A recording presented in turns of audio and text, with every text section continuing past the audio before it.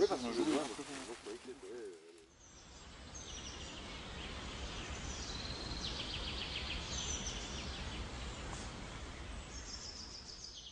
problème de la région wallonne maintenant avec le nouveau ministre qui veut arrêter ce soignage intensif au maïs où on distribue des tonnes par jour.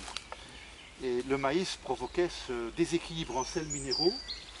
Mais c'est pas grave de toute façon. Et c'est ça qui a amené beaucoup d'écorcements, y compris dans les hêtres.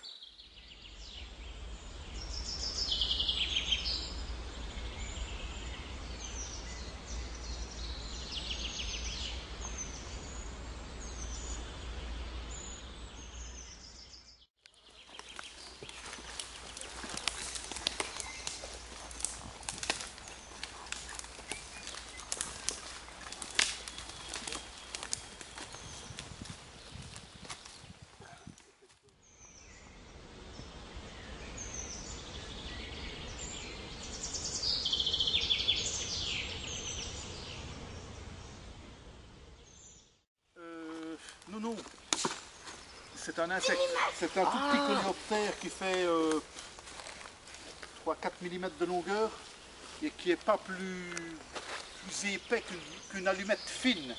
C'est tout petit.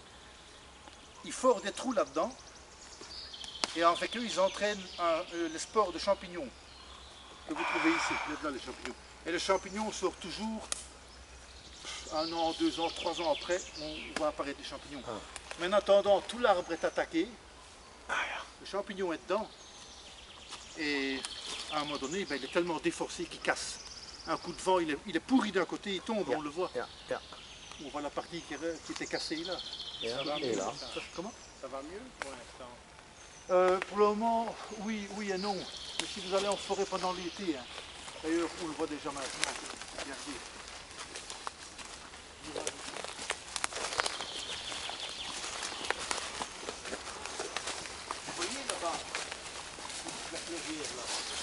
On voit un reste les dessus de branches qui sont tout secs. Les branches qui n'ont pas de feuilles. Là. À côté, il a l'air à peu près encore en bonne santé, celui de droite. Mais celui-là qui est en face, là, qui n'a pratiquement pas de feuilles. Ça, c'est un arbre qui est malade. Il n'a peut-être pas pour le scolyte, mais il est malade et il émet ce qu'on appelle l'éthanol. Tout simplement, ce parfum un peu d'éther qu'on sent parfois près de bois malades.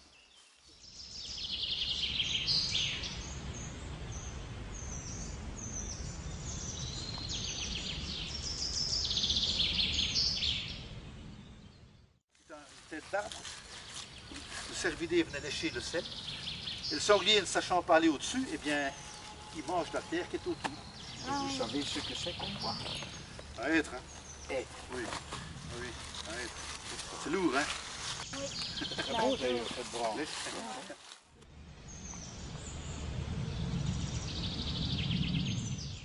fur et à mesure qu'on découvre la forêt, qu'on vit avec la forêt, et qu'on vit dans la forêt, eh bien, les gros arbres, je ne savais plus taper le lion dessus. J'arrivais près d'un arbre, que ce soit un gros chêne, encore des plus gros que ça, il y a des chênes qui font 2,50 m de dur en forêt un peu de temps en temps, et des hêtres aussi. Et je me disais, mais enfin, hey, tu n'es jamais qu'un gamin de merde, il y a 250 ans d'histoire là devant toi, et toi, paf, allez, Un peu de oui, exactement. Et puis je me disais, chapeau dans exactement, je l'ai fait. À la fin, je ne coupais plus ces gros arbres. S'il était dangereux, s'il était scolité, il fallait bien qu'on en coupe de temps en temps, mais en général, quand il y avait moyen de laisser. Et la tendance maintenant, c'est on voit un arbre de 2 mètres de tour, paf, allez. C'est 10 000 francs comme ils disent. 250 €, 300 €, 400 €.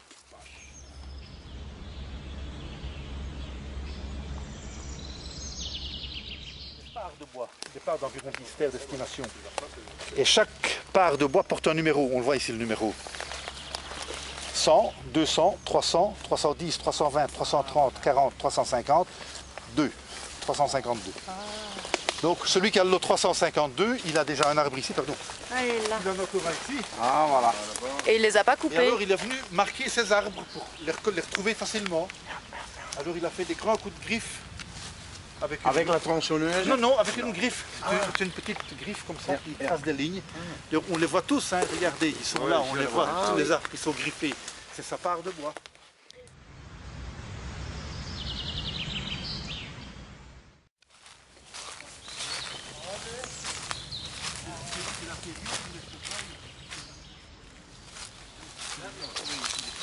Le poil d'hiver tombe et le poil d'été va bien.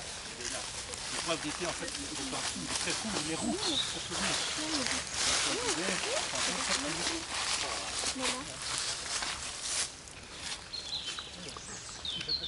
Peut-être il se roule même pour faire le parcours. Non, non, il gratte. Ça, c'est le chevreuil, il gratte sa petite place, il se couche là.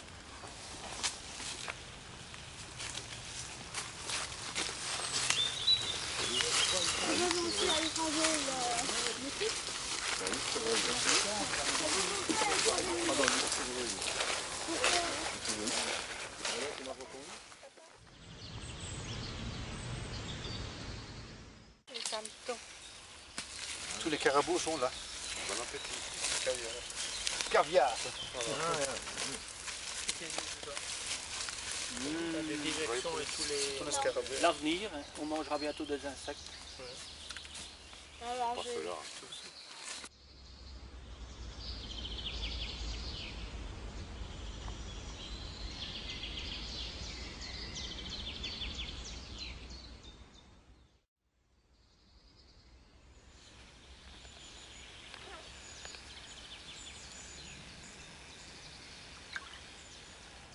Oh, tu l'es beau.